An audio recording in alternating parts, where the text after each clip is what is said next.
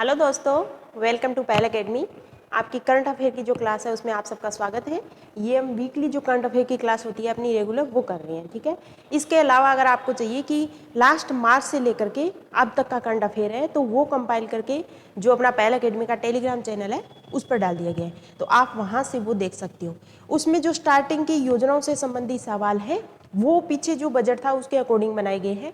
अगर आपको अपडेट चाहिए तो उसको जो बजट से अलग से एक क्लास बनाई गई है, आप जो पहल एकेडमी का यूट्यूब चैनल है उसमें प्ले लिस्ट में आप देख लेना। वहाँ पर आपको अपडेटेड जो बजट से रिलेटेड जो भी अपडेटेड सवाल है वो वहाँ मिल जाएंगे, ठीक है। शुरू करते हैं हम आज की क्लास। आज का पहला सवाल है, देखो ये भी बजट से है कि डॉक्टर स्वीताबेन अंबेडकर योजना है जिसका मेन उद्देश्य क्या है कि अंतरजातीय विवाह होते हैं उसको बढ़ावा देना।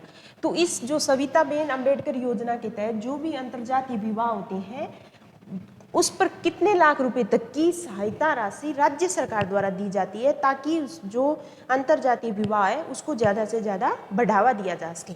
तो राज्य सरकार इसके तहत 5 लाख, 10 लाख, 15 लाख या 2 लाख। तो इसका सही उत्तर है आपका 10 लाख रुपए। 10 लाख रुपए तक की सहायता राशि राज्य सरकार देती है। पहले ये राशि 5 लाख थी, पर जो नया बजट आया है 23-24 है ना, इसके तहत इस राशि को बढ़ाकर फिलहाल कर दिया गया 10 लाख रुपए तक की। और जो विशेष योग्य जन से अगर कोई शादी करता है, विवाह करता है, तो उस पर होता है 5 लाख रुपए तक की सहायता। यही मैं आपको बोली हूँ। देखो यहाँ स्वीताबेन जो डॉक्टर स्वीताबेन अंबेडकर योजना है इसके तहत राज्य सरकार ने क्या किया, बजट में राशि बढ़ा दी। यही सेम सवाल आपकी कितनी राशि बढ़ा दी, कुछ नया अगर कोई शर्त है वो जोड़ दी, तो इसके लिए बजट से एक अलग से क्लास बनाई हुई है इन योजनाओं पे या इससे संबंधित कोई और सवाल है उसे, तो आप वो जरूर देख लेना एक बार, ठीक है। चलते हैं अगले सवाल की तरफ। अगला है अपना एबल पुरस्कार। एबल अवार्ड दिया जाता है, उसका संबंध किस क्षेत्र से है? विज्ञान, साहित्य, समाज सेवा या गणित? तो इसका राइट आंसर होगा गणित, है ना। ये गणित के क्षेत्र में एक तरीके का नोबेल पुरस्कार है वो माना जाता है एबेल अवार्ड। ये अंतर्राष्ट्रीय स्तर पर दिया जाने वाला कोई भी ऐसा व्यक्ति जो गणित के क्षेत्र में जिसने विशेष कार्य किया है उसको ये दिया जाता है। अभी 2023 का एबेल अवार्ड दिया गया, वो किसको? Louis Caffarelli. लुइस कैफरेली जो गणितज्ञ हैं उनको वर्ष 2023 का एबेल पुरस्कार है वो दिया गया है, ठीक है। अगला सवाल है, वार्षिक द्विपक्षीय एक समुद्री अभ्यास है, उसका नाम है कोंकण, ठीक है। 2023 में हुआ तो हम उसको क्या बोलते हैं साथ में? कोंकण 2023। इसका आयोजन भारतीय नौसेना और किस देश का नौसेना है उसका ये संयुक्त सैन्य अभ्यास है? फ्रांस, ब्रिटेन, संयुक्त राज्य अमेरिका और डी आपका ऑप्शन है जापान। तो इसका राइट आंसर क्या होगा? ब्रिटेन, ठीक है। भारत और ब्रिटेन के बीच में होता है कोंकण अभ्यास, 2023 में हो रहा है, तो इसको हम बोलेंगे एक तरीके का नौसैन्य अभ्यास है। नौसेना का सैन्य अभ्यास है, दोनों देशों का संयुक्त सैन्य अभ्यास है। कोंकण 2023 में हो रहा है तो हम इसको बोलेंगे कोंकण 2023। अगला सवाल है वर्ल्ड हैप्पीनेस इंडेक्स। ये वर्ल्ड हैप्पीनेस इंडेक्स है 2023 का है। इसमें जो शीर्ष स्थान है वो कौन सा देश रहा? शीर्ष पर पहले स्थान पर कौन सा देश रहा? फिनलैंड, डेनमार्क, सी आपका आइसलैंड और डी आपका लिथुआनिया। तो इसका राइट आंसर है फिनलैंड है, वो वर्ल्ड हैप्पीनेस इंडेक्स 2023 की जो लिस्ट है उसमें पहले स्थान पर रहा है फिनलैंड। आप देखते हैं कि ये रिपोर्ट कौन जारी करता है? UN sustainable development solution. ये UN sustainable development solution network है, वो हर साल वर्ल्ड खुशहाली रिपोर्ट या इंग्लिश में वर्ल्ड हैप्पीनेस इंडेक्स है वो जारी करता है। यह रिपोर्ट 150 से अधिक देशों में जो लोग हैं उनके किन वैश्विक स्तर पर उनका हैप्पीनेस का जो स्तर है वो किस आधार पर है, वो पूरी तरीके से लोगों का सर्वेक्षण करता है, फिर डेटा इकट्ठा करता है। इस वर्ष जो रिपोर्ट आई है वो 136 देश हैं, उन 136 देशों के आधार पर इसको तैयार किया गया है। पहला स्थान मैंने आपको बता दिया कौन सा देश रहा? फिनलैंड रहा। और अब इसको बता दिया क्या क्या मानक होती है। ये भी सवाल पूछ सकती है कितनी? 6 प्रमुख कारक हैं या मानक हैं। इनके आधार पे UN sustainable development solution network है वो वर्ल्ड हैप्पीनेस जो इंडेक्स है वो तैयार करता है। ये इसमें कौन कौन से सामाजिक सहयोग का स्तर लोगों में कितना है, लोगों की इनकम कितनी है, स्वास्थ्य उनका कैसा है, उनको स्वतंत्रता कितनी है, उदारता और भ्रष्टाचार की अनुपस्थिति कितनी है। इन 6 मानक के आधार पे सस्टेनेबल जो नेटवर्क है यूएन का, वो जो हैप्पीनेस इंडेक्स है वो तैयार करता है। अभी फिलहाल आया है 2023 का, इसमें 136 देश हैं, उनको शामिल किया गया है। ठीक है, फिनलैंड लगातार 6ठी बार इन मानकों के आधार पे नंबर 1 पर रहा है। डेनमार्क कौन से स्थान पे, दूसरे स्थान पे रहा है, और तीसरे स्थान पे रहा है अपना आइसलैंड। अब ध्यान रखना, फिनलैंड, डेनमार्क और आइसलैंड 1, 2, 3 की रैंकिंग में रहे हैं।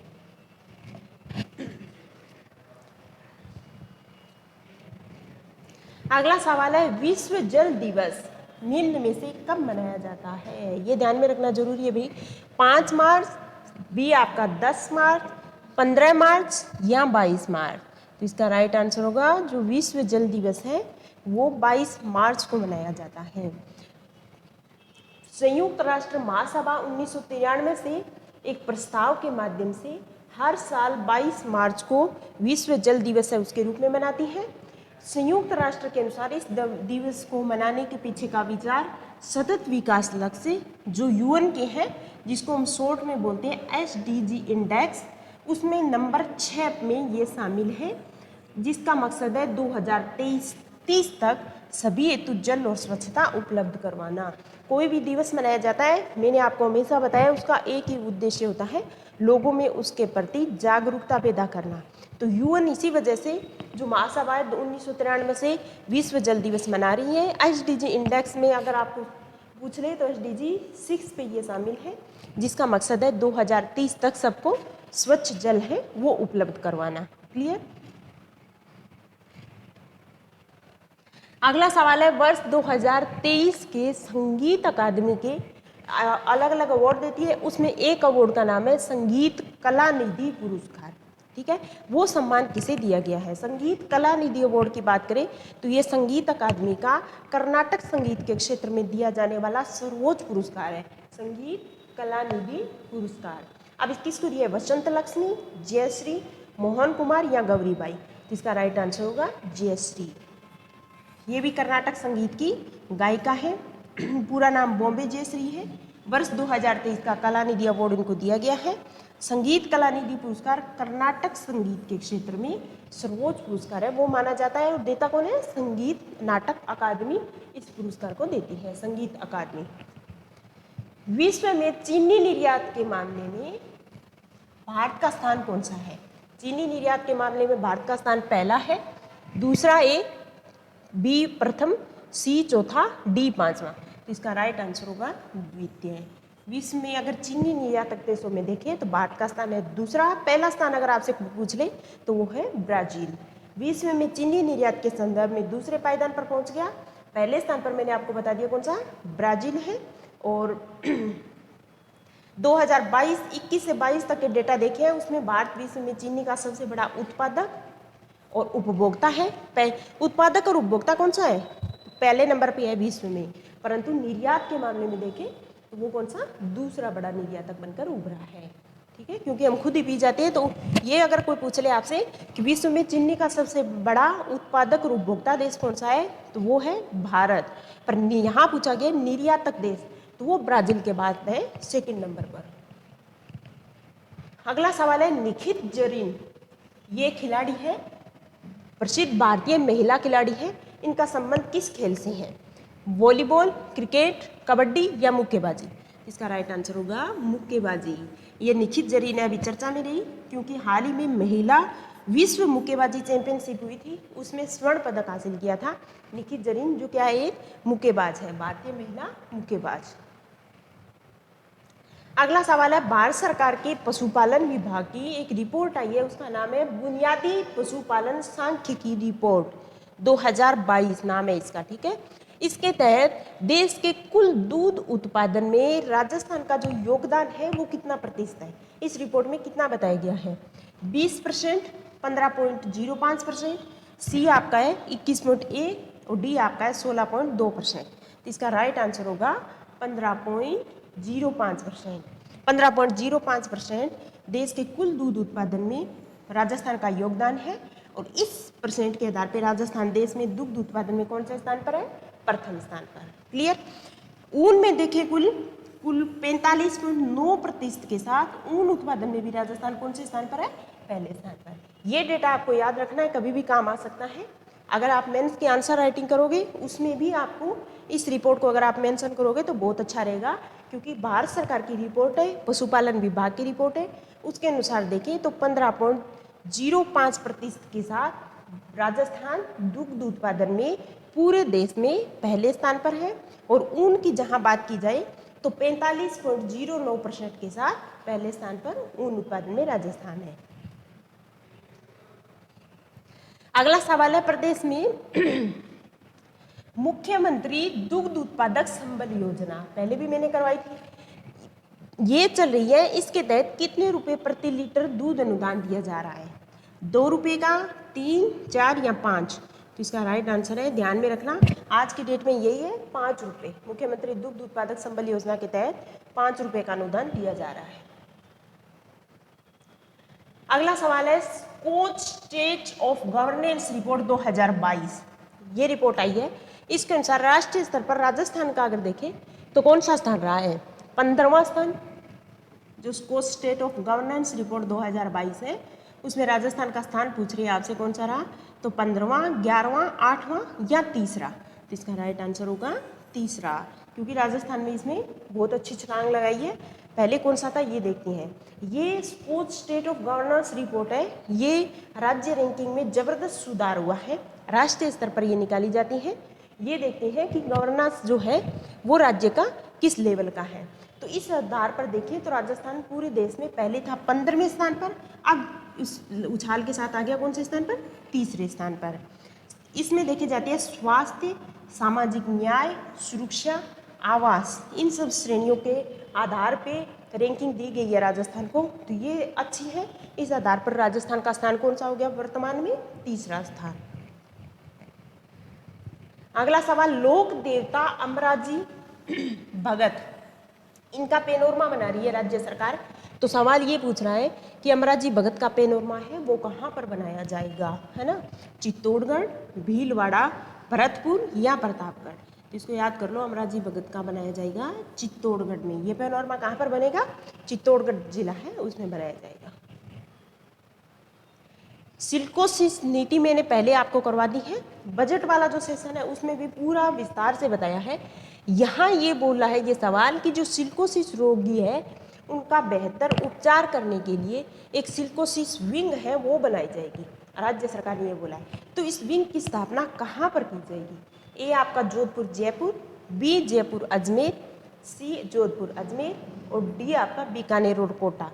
तो इसका राइट आंसर है जो ये सिल्कोसिस विंग बनेगी ताकि जो भी इस रोग से पीड़ित रोगी है उनका उपचार किया जा सके, तो वो बनेगी जोधपुर और अजमेर में। कहाँ पर? जोधपुर और अजमेर में। अगला सवाल है, वन वर्ल्ड टीबी शिखर सम्मेलन हुआ है ताकि टीबी का उन्मूलन किया जा सके। तो वैश्विक स्तर पर ये एक सम्मेलन है, ये इसका आयोजन होता है। वर्तमान में ये सम्मेलन कहाँ पर इसका आयोजन किया गया? वन वर्ल्ड टीबी शिखर सम्मेलन शिमला, वाराणसी, मुंबई या न्यू दिल्ली? तो इसका राइट आंसर है दोस्तों वाराणसी, भारत में हुआ था ये। इसका आयोजन स्वास्थ्य परिवार कल्याण मंत्रालय और स्टॉप टीबी पार्टनरशिप है, इन दोनों के संयुक्त प्रयास से हुआ। विश्व टीबी दिवस मनाया जाता है कब? 24 मार्च को। और भारत का लक्ष्य क्या है? 2025 तक टीबी का उन्मूलन करना। ये भी सीधा सीधा सवाल आ सकता है, ध्यान रखना कि भारत का लक्ष्य 2025 तक टीबी है, इसका उन्मूलन कर देंगे। और टीबी रोग आपको पता होना चाहिए कि एक किसकी वजह से होता है? माइक्रोबैक्टीरियल ट्यूबरकुलोसिस, ये बैक्टीरिया का नाम है। ये भी आपको पता होना चाहिए कि माइक्रोबैक्टीरियल ट्यूबरकुलोसिस है, उसकी वजह से टीबी रोग होता है। भारत में बहुत ज़्यादा है, भारत का लक्ष्य 2025 तक टीबी का उन्मूलन करना। इसी जागरूकता के साथ वन वर्ल्ड टीबी शिखर सम्मेलन हुआ है, कहाँ पर? वाराणसी में इसका आयोजन हुआ है। और टीबी दिवस कब मनाया जाता है? 24 मार्च को, ताकि लोगों में इस रोग के बारे में जागरूकता फैलाई जा सके। ठीक है। अगला है प्रधानमंत्री उज्ज्वला योजना। इसकी शुरुआत कब हुई थी? 2014 में, 2015 में, सी आपका ऑप्शन है 2016, डी 2017। तो इसका राइट आंसर है 2016 में हुई थी प्रधानमंत्री उज्ज्वला योजना की शुरुआत। अभी फिर से चर्चा में है क्योंकि 200 रुपये प्रति सिलेंडर सब्सिडी दिए जाने की घोषणा फिर से की गई है। अब देखते हैं क्या है। प्रधानमंत्री उज्ज्वला योजना को 2016 में पेट्रोलियम प्राकृतिक गैस मंत्रालय था, उसने इसकी शुरुआत की थी। और इसका उद्देश्य क्या था? गरीब परिवारों की वयस्क महिलाओं को बिना किसी जमा राशि के हम क्या करें, एलपीजी गैस कनेक्शन प्रदान करना था। ये था इसका उद्देश्य कि जो भी महिलाएं हैं, गरीबी रेखा से नीचे जो परिवार रह रहा है, उनको एलपीजी गैस कनेक्शन उपलब्ध करवाना। हाल ही में मंत्रिमंडल ने जो पीएमयूवाई है यानी प्रधानमंत्री उज्ज्वला योजना, इसके तहत प्रदान किए जाने वाले प्रति सिलेंडर पर 200 रुपये सब्सिडी दिए जाने को मंजूरी दी है। ध्यान रखना, कितने रुपए? प्रति सिलेंडर 200 रुपये। और यह सब्सिडी ये नहीं कि आप जितना चाहो उतने सिलेंडर ले लो, इसकी भी है लिमिट है। यह सब्सिडी 1 वर्ष में 12 सिलेंडर है उस पर दी जाती है। तो जो उज्ज्वला योजना है उसके तहत 1 सिलेंडर पर 200 रुपये की सब्सिडी, और एक जो वर्ष है उसमें कितने सिलेंडर? 12 सिलेंडर पर यह सब्सिडी दी जाएगी। 2016 में इसकी शुरुआत हुई थी। अगला सवाल, अन्य पिछड़ा वर्ग, इनके उपवर्गीकरण से संबंधित निम्न में से है। एक समिति बनी थी, आयोग बना था, वो कौन सा है? ये सवाल बहुत इंपॉर्टेंट है, आ सकता है आरएस में कभी भी। तो उसका नाम ए कालेलकर समिति, बी मंडल समिति, सी रोहिणी और डी उपयुक्त में से कोई नहीं। तो याद कर लो, रोहिणी आयोग आया था जो अन्य पिछड़ा वर्ग के उपवर्गीकरण से संबंधित था। अगला सवाल है, सांख्यिकी में वर्ष 2023 का अंतर्राष्ट्रीय पुरस्कार निम्न में किसे दिया गया है? सांख्यिकी, अभी गणित के क्षेत्र में था कौन सा? एबेल अवार्ड, उसके बारे में बात की। यहाँ सांख्यिकी में एक अवार्ड दिया जाता है। 2023 का जो अंतर्राष्ट्रीय पुरस्कार है किसे दिया? CR Rao, Terence Chesen, Brook Taylor, Thomas Bayes. तो इसका राइट आंसर है CR राव। वैसे तो अवार्ड बहुत सारे दिए जाते हैं, हम इसको इस वजह से पढ़ रहे हैं कि CR राव है, जो CR राव है वो भारतीय मूल के अमेरिकी वैज्ञानिक है। सांख्यिकी के क्षेत्र में उनको 2023 का अंतर्राष्ट्रीय पुरस्कार वो दिया गया है। तो ये याद रखना हमारे लिए जरूरी है। प्रमुख भारतीय अमेरिकी है CR राव। 2023 का अंतर्राष्ट्रीय पुरस्कार इनको दिया जाएगा। इस पुरस्कार को सांख्यिकी के नोबेल के नाम से जाना जाता है। प्रत्येक 2 साल में ये अवार्ड दिया जाता है। 5 प्रमुख जो अंतर्राष्ट्रीय सांख्यिकी संगठन है उनके सहयोग से इसको प्रदान किया जाता है। उसमें अपने हैं 2023 का दिया गया है, वो CR राव को दिया गया है। अब अगला सवाल है, भारत निर्वाचन आयोग के मापदंड के अनुसार, भारतीय निर्वाचन आयोग है उसके मापदंड के अनुसार किसी भी दल को राष्ट्रीय दल का दर्जा देने हेतु निम्न में कौन सी शर्तें होती है? ये शर्तें दे रखी है, इनमें कौन कौन सी होती हैं कि भारतीय निर्वाचन आयोग है वो किसी भी दल है, पार्टी है, उसको राष्ट्रीय पार्टी का दर्जा देता है। ए आपका, कोई पार्टी जिसने 3 राज्यों के लोकसभा चुनाव में 2% वोट प्राप्त किए। एक तो ये शर्त पूरी करता हूँ। दूसरा आपका, पिछले लोकसभा या विधानसभा चुनाव में 4 या अधिक राज्यों में कम से कम उसे 6% वोट मिले हो। ओके, 3 लोकसभा में उसकी कम से कम 4 सांसद उस पार्टी के होने चाहिए। और चौथा, कोई पार्टी 4 या अधिक राज्यों में क्षेत्रीय पार्टी का दर्जा रखती है। तो इन 4 कंडीशन आपको बताई गई है, जिसमें आपको बताना है कि इनमें से कौन सा सत्य है। केवल 1, बी केवल 1 और 3, सी आपका 1, 2 और 3 और डी आपका उपयुक्त सभी। तो याद कर लेना, इसका राइट आंसर है उपयुक्त सभी। यानी भारतीय निर्वाचन आयोग कोई भी दल जो इन 4 शर्तों को पूरा करता है उसको राष्ट्रीय दल के रूप में मान्यता देता है। हाल ही में इस वजह से हम पढ़ रहे हैं क्योंकि आम आदमी पार्टी है, जिसको आप बोलते हैं, उसको राष्ट्रीय पार्टी का दर्जा दिया है भारतीय निर्वाचन आयोग ने। इस मान्यता के साथ ही जो आम आदमी पार्टी है वो देश की 6ठी राष्ट्रीय पार्टी है, वो बन गई है। आपको ध्यान में रखना है, वर्तमान में 6 दल है जो राष्ट्रीय पार्टी के रूप में मान्यता प्राप्त है। कौन कौन सी? एक भारतीय जनता पार्टी, बीजेपी, भारतीय राष्ट्रीय कांग्रेस, बहुजन समाज पार्टी, भारतीय कम्युनिस्ट पार्टी, मार्क्सवादी और नेशनल पीपुल्स पार्टी है, इनके साथ आप पार्टी है वो राष्ट्रीय दल के रूप में मान्यता प्राप्त है। और ये 4 कंडीशन आपको याद रखनी है जिनके आधार पे किसी भी दल को राष्ट्रीय दल के रूप में भारतीय निर्वाचन आयोग है वो इनको मान्यता देता है। अगला सवाल है महात्मा ज्योतिबा फुले, इनके बारे में निम्न कथनों पर विचार कर कीजिए। पिछले दिनों राज्य सरकार ने महात्मा ज्योतिबा फुले जयंती मनाई थी और अवकाश घोषित, सार्वजनिक अवकाश घोषित किया था। तो हम देखते हैं कि महात्मा ज्योतिबा फुले के बारे में कौन से कथन है जो सत्य है। एक, उन्होंने 1873 में सत्य शोधक समाज की स्थापना की थी। एक बी आपका, दो आपका गुलामगिरी उनके द्वारा लिखित प्रमुख पुस्तक है। सी यानी 3, सावित्रीबाई फुले के साथ मिलकर पुणे में उन्होंने बालिकाओं के लिए एक स्वदेशी स्कूल है उसकी स्थापना की थी। ये 3 स्टेटमेंट मैंने आपको दे रखे। आपको बताना है कि महात्मा ज्योतिबा फुले के बारे में कौन सा स्टेटमेंट है जो सत्य है। ए केवल 1, बी आपका 1 और 2, सी 1 2 3, डी केवल 3। तो इसका राइट आंसर है 1 2 3, यानी सब के सब कथन है महात्मा ज्योतिबा फुले के बारे में सही है। ये एक प्रसिद्ध समाज सुधारक थे। 1873 में उन्होंने सत्य शोधक समाज नाम की एक संस्था, जो एक सामाजिक संस्था थी, उसकी स्थापना की। गुलामगिरी उन्होंने एक उनकी प्रमुख पुस्तक थी और अपनी जो वाइफ थी सावित्रीबाई फुले, उनके साथ मिलकर पुणे में उन्होंने बालिकाओं के लिए एक स्कूल स्थापित किया, स्वदेशी स्कूल, जो बालिकाओं की शिक्षा के लिए प्रथम स्वदेशी स्कूल था। ठीक है, तो ये तीनों कथन इनके बारे में सत्य है। अगला सवाल है वर्तमान में भारत में बाघों की संख्या, टाइगर है उनकी संख्या कितनी है। अभी नया डेटा आया था जिसमें बोला गया कि बाघों की संख्या बढ़ गई है, तो कितनी है। ए आपका 2967, बी 3167, डी 2226, ए 1706। तो इसका राइट आंसर है 3167, यानी वर्तमान में बाघों की संख्या कितनी है 3167, याद कर लेना। वर्ष 2018 से 22 तक बाघों की संख्या में वृद्धि हुई है। वर्तमान में भारत में बाघों की संख्या कितनी है 3167 है, जो 2018 में कितनी थी 2967 थी। पिछले 4 सालों में अगर परसेंटेज देखें कितने परसेंट की वृद्धि हुई है, तो वृद्धि दर 6.7% की हुई है। प्रोजेक्ट टाइगर के 50 साल पूरे हुए हैं, तो ये नए डाटा रिलीज किए गए हैं, बाघों की गिनती हुई है। इसके आधार पर यह बताया है कि इन 4 सालों के आधार पर वर्तमान में देखें तो 3167 बाघ है और 4 वर्षों में वृद्धि कितनी हुई है ये पूछ ले आपसे कोई, तो 6.7% की हुई है। और कर्नाटक के मैसूर में इसका आयोजन हुआ था, 50 साल पूरे हुए थे प्रोजेक्ट टाइगर के, तब इनको रिलीज किया गया। अंतर्राष्ट्रीय बिग कैट एलायंस का आयोजन भी इसी तर्ज पर हुआ। अंतर्राष्ट्रीय बिग कैट एलायंस एक इंटरनेशनल संस्था है। इसका अंतर्राष्ट्रीय बिग कैट एलायंस का आयोजन अंतर्राष्ट्रीय स्तर पर होता है। वर्तमान में कहाँ हुआ था, प्रोजेक्ट टाइगर के 50 साल पूरे होने पर कर्नाटक के मैसूर में इसका आयोजन किया गया था। भारत में टाइगर रिजर्व की बात करें तो NTCA के अनुसार वर्तमान में कितनी है 53 है।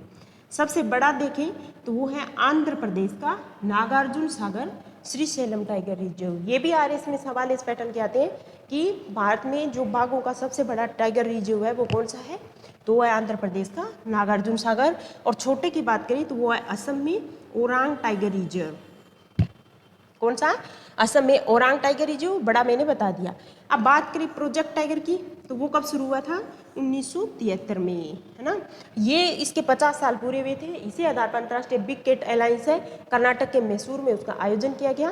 तो आपको ध्यान में रखना है कि प्रोजेक्ट टाइगर है इसकी शुरुआत कभी 1973 में। वापस से RS में ये सवाल रिपीट हो सकता है, प्रीलिम्स में पहले ये सवाल आया हुआ है कि प्रोजेक्ट टाइगर है उसकी शुरुआत कब हुई थी 1973 में। आपको ध्यान में रखना है कि अब इसके 50 साल पूरे हो गए, तो फिर से ये सवाल है आपका रिपीट हो सकता है। अगला सवाल, विश्व स्वास्थ्य दिवस अभी कल परसों था, कब मनाया जाता है, 5 फरवरी, बी 15 मार्च, सी 7 अप्रैल और डी आपका 25 अप्रैल। तो ये 7 अप्रैल को विश्व स्वास्थ्य दिवस मनाया जाता है। इसकी वर्तमान में जो 23 का था उसकी थीम थी सभी के लिए स्वस्थ है, ठीक है, हेल्थ सबके लिए। इस वजह से अंतर्राष्ट्रीय जो अपना है विश्व स्वास्थ्य संगठन, वो प्रतिवर्ष 7 अप्रैल को लोगों में स्वास्थ्य के प्रति जागरूकता इसके लिए विश्व स्वास्थ्य दिवस के रूप में इसका मनाता है। अगला सवाल है, हाल ही में कौन सा देश है जो नाटो का 31वां सदस्य बना है। आप ध्यान रखना 31वां सदस्य। अब ये करंट है, ये आपका अपडेट होता रहेगा। हो सकता है कि ये मैंने अब सिंपल मैं अगर सवाल बना देती कि नाटो का कौन सा सदस्य ऐसा है जो नवीनतम सदस्य बनाए, ठीक है। अब नवीन सदस्य तो हो सकता है आप आज ये याद कर रहे हो, कल को वही करंट अफेयर आ जाए, फिर कोई नया सदस्य और बन जाए। इस वजह से ये याद रखना कि कौन सा सदस्य 31वां सदस्य है।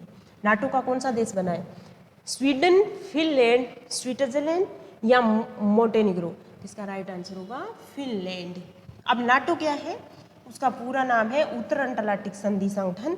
ये एक तरीके का राजनीतिक और सैन्य संगठन है। शीत युद्ध के दौरान इस जो संगठन है इसकी स्थापना हुई थी 1949 में। वर्तमान में इसके सदस्य कितने हो गए? 31 सदस्य देश, क्योंकि नवीनतम जो सदस्य बना है वो कौन सा है? फिनलैंड है।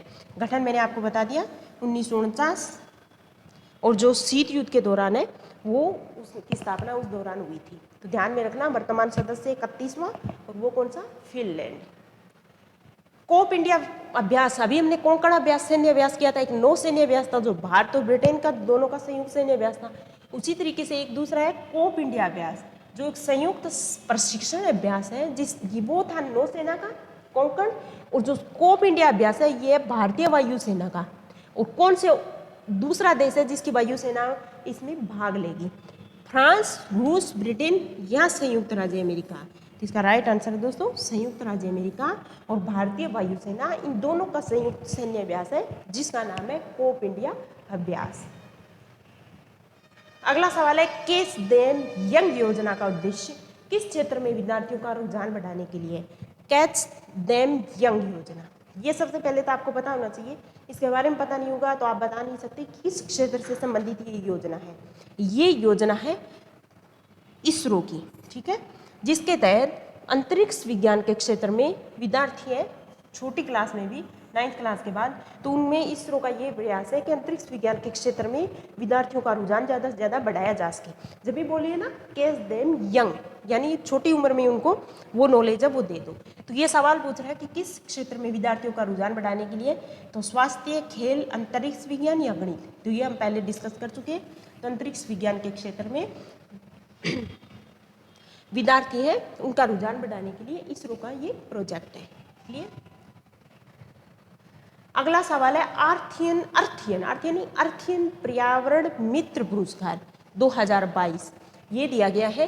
तो ये पूछ रहे हैं कि जो अर्थियन पर्यावरण मित्र अवार्ड है 2022 किस कस्तूरबा गांधी आवासीय विद्यालय पीठ को दिया गया है?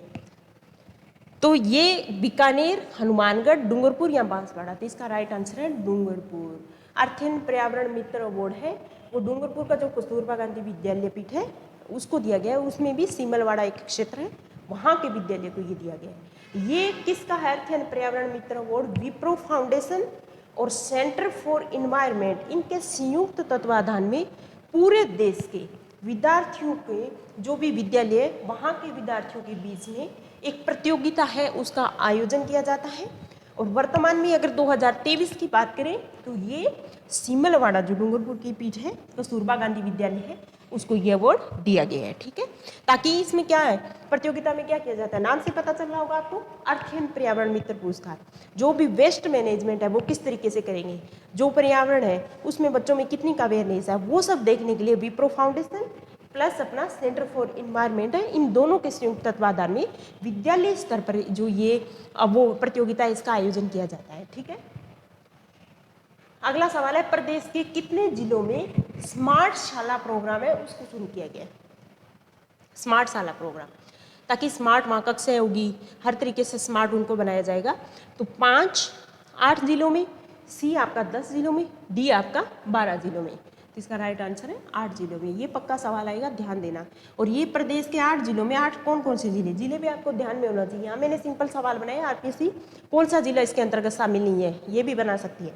तो 8 जिलों में धौलपुर, करौली, बारां, सिरोही, जैसलमेर, जोधपुर, जयपुर और बीकानेर, ये 8 जिले इसमें शामिल हैं। इसके तहत क्या किया जाएगा, जो भी राजकीय विद्यालय है उसमें कक्षा 1 से 5 तक के जो भी विद्यार्थी हैं, कक्षा 1 से 5, ये भी आपको ध्यान में रखना है, उन विद्यार्थियों की स्मार्ट कक्षाओं में पढ़ाई कराई जाएगी। और यह प्रोजेक्ट है किसका स्मार्ट शाला प्रोग्राम है स्कूल शिक्षा परिषद, है ना, और एक है संपर्क फाउंडेशन। इन दोनों के बीच में ये MOU साइन हुआ था। इनका प्रोजेक्ट है जिसके तहत 8 जिलों में स्टार्टिंग इसकी की गई है। ये 8 जिले आपके सामने हैं। कक्षा 1 से 5 तक के जो विद्यार्थी हैं उनको स्मार्ट राजकीय विद्यालय है, वहाँ स्मार्ट शाला बनाई जाएगी, उसमें इनकी पढ़ाई कराई जाएगी। क्लियर। अगला सवाल है, कक्षा 1 से 12 तक के सभी विद्यालयों को ई कंटेंट उपलब्ध करवाने के उद्देश्य से कौन सा पोर्टल है उसका विकास किया गया है। 1 से 12 तक के विद्यार्थी हैं, ऑनलाइन पढ़ाई हो रही है आजकल, तो ई कंटेंट उपलब्ध होना चाहिए। तो विद्यार्थियों के लिए ये कौन सा है जो शामिल किया गया है, ये पूछा है आपको, पोर्टल पूछा गया है। ठीक है। ए आपका दीक्षा राइज पोर्टल, बी आपका संपर्क पोर्टल, सी आपका दिशा पोर्टल और डी आपका निष्ठा पोर्टल। तो इसका राइट आंसर है दीक्षा राइज पोर्टल है। इस पोर्टल पर कक्षा 1 से लेकर 12 तक के जो भी विद्यार्थी हैं उनके लिए ई कंटेंट है वो उपलब्ध रहेगा। ठीक है। अगला सवाल है, fit India movement. Fit India movement है, उसमें प्रथम स्थान किस राज्य को प्राप्त हुआ है। स्वास्थ्य के प्रति लोगों में जागरूकता उसके, इसके लिए एक मूवमेंट चलाया गया था, फिट इंडिया मूवमेंट। तो उसमें कौन सा राज्य है जिसको फिट इंडिया मूवमेंट है, इनमें पहला स्थान किस राज्य को हुआ है। कर्नाटक, मध्य प्रदेश, राजस्थान, महाराष्ट्र। इसका राइट आंसर होगा राजस्थान। संपूर्ण भारत में 2 वर्ष से लगातार प्रथम स्थान है फिट इंडिया मूवमेंट है, उसमें पहला स्थान प्राप्त कर रहा है। वो कौन सा राज्य है अपना, राजस्थान। अगला सवाल है, खेलो इंडिया सब जूनियर वुमेन्स वुशु लीग, ये हुई थी जम्मू कश्मीर में। जो सब जूनियर, देखो बता रखा है ना, खेलो इंडिया सब जूनियर वुमेन्स वुशु लीग, उसमें 42 kg भार में गोल्ड मेडल जीता था, वो किसने जीता है, ये सवाल है। हिमानी वैष्णव, कृति पाठक, शिक्षा देसाई, अमिता शर्मा। किसका राइट आंसर है दोस्तों, हिमानी वैष्णव। वैसे हम इतनी लेवल की जो प्रतियोगिता है उस पर ध्यान नहीं देते, अपने सवाल भी कम ही आते हैं। ये इस वजह से इम्पोर्टेंट है कि जम्मू कश्मीर में भी थी खेलो इंडिया सब जूनियर वुमेन्स वुशु लीग, उसमें हिमानी वैष्णव ये राजस्थान के जालोर जिले से संबंधित है और जालोर में भी कक्षा 8 में अध्ययनरत छात्रा है, उसने गोल्ड मेडल जीता है, तो इस वजह से हम इसको ध्यान में रखते हैं। अगला सवाल है, राजस्थान में सूचना आयोग है। सूचना आयोग के बारे में पॉलिटी में बहुत पढ़ चुके हैं, पीछे भी मैंने आपको इस पर डिटेल से बताया है। तो आज हम देख रहे हैं सूचना आयोग की जो नई बेंच है वो कहाँ स्थापित की जाएगी। एक तो बेंच मैंने आपको बताया मुख्य पीठ कहाँ पर है, जयपुर में। दूसरी बेंच बनाई जाएगी, इसकी घोषणा हुई है, तो कहाँ पर, बीकानेर, अजमेर, कोटा या जोधपुर। तो इसका राइट आंसर है दोस्तों जोधपुर में सूचना आयोग है, उसकी नई बेंच बनाई जाने की घोषणा की गई है। क्लियर। अगला सवाल है, राजस्थान साहित्य अकादमी। बहुत सारे सवाल इस राजस्थान साहित्य अकादमी है, पीछे भी हमने देखे थे। यहाँ 2023 के इसने कुछ अवार्ड है वो घोषित किए हैं, राजस्थान साहित्य अकादमी। तो सवाल ये पूछ रहा है कि राजस्थान साहित्य अकादमी का 22-23 का मीरा पुरस्कार किसे दिए जाने की घोषणा की है। मीरा पुरस्कार, ए भरत चंद्र वर्मा, बी रति सक्सेना, सी चंद्र प्रकाश देवल, डी उपयुक्त में से कोई नहीं। तो इसका राइट आंसर होगा जो राजस्थान साहित्य अकादमी है, कहाँ पर है, उदयपुर में है राजस्थान साहित्य अकादमी। 22-23 के अवार्ड घोषित किया, उसमें एक अवार्ड है अपना मीरा अवार्ड। तो वो किसको मिला है, प्रसिद्ध जो साहित्यकार है रति सक्सेना जी, उनको ये अवार्ड दिया गया है। ये यहाँ मिस प्रिंट हुआ है, ए नहीं है इसका आंसर, इसका आंसर होगा बी रति सक्सेना। ठीक है। आगे यहाँ लिख रखा है तो आपको कंफ्यूजन नहीं होगा। देखो राजस्थान साहित्य अकादमी कहाँ पर, उदयपुर में है। 22-23 के अवार्ड दिए गए हैं, जिसमें कुछ अवार्ड थे इंपॉर्टेंट है वो देख लेते हैं। मीरा पुरस्कार दिया गया है वो किसको, रति सक्सेना जी को। रांगे राघव पुरस्कार दिया गया है किसको, भरत चंद्र वर्मा को दिया गया है। और जनार्दन राय नगरनी नागर सम्मान दिया गया है वो किसको, चंद्र प्रकाश देवल को। तो आपको ये तीनों अवार्ड है राजस्थान साहित्य अकादमी के, ये ध्यान में रखना है। इनमें से कोई भी पूछ सकते हैं, रांगे राघव अवार्ड पूछ सकते हैं भरत चंद्र वर्मा, जनार्दन राय नागर सम्मान किसको दिया गया है तो चंद्र प्रकाश देवल जी को, मीरा पुरस्कार किसको दिए गए तो रति सक्सेना जी को। ठीक है। अगला सवाल है, महाराव शेखाजी सशस्त्र बल अकादमी स्थापित की जाएगी।